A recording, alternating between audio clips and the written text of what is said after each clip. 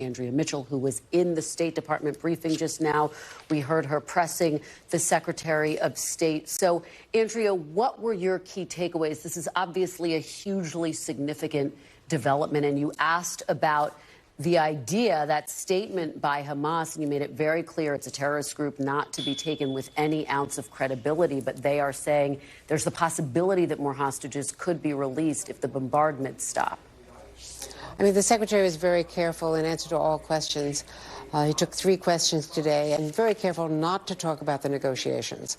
And that is understandable. He's been involved since the very beginning, when he first got to the region last week and did his shuttle diplomacy, first in Israel, then in going to the Arab countries, importantly in Qatar. That is the best connection that they have to Hamas, because Hamas leadership stays in Doha, Qatar, and has a relationship.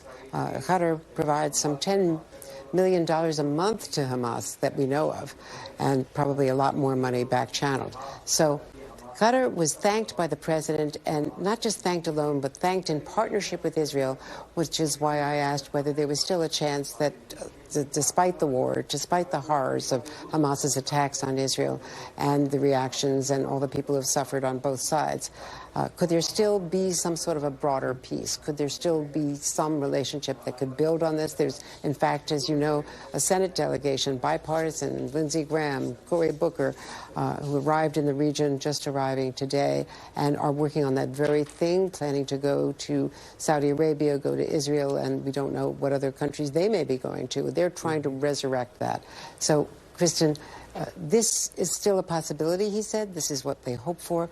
But importantly also, they are very careful not to publicly restrict Israel's options, despite the cautionary flags that the president raised privately, I was told, and publicly, certainly in his speech last night, that Israel should realize the importance of the reaction to going in big.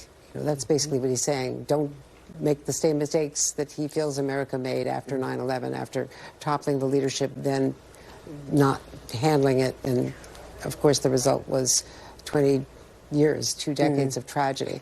In any case, what they're hoping for is some way to get Israel to be careful about this, but they're not going to tell Israel to stop the airstrikes or the ground war, which has not yet started. And I asked about the Hamas leaders, Abu Abaida, saying more hostages could be released. This could lead to something more if there were no airstrikes.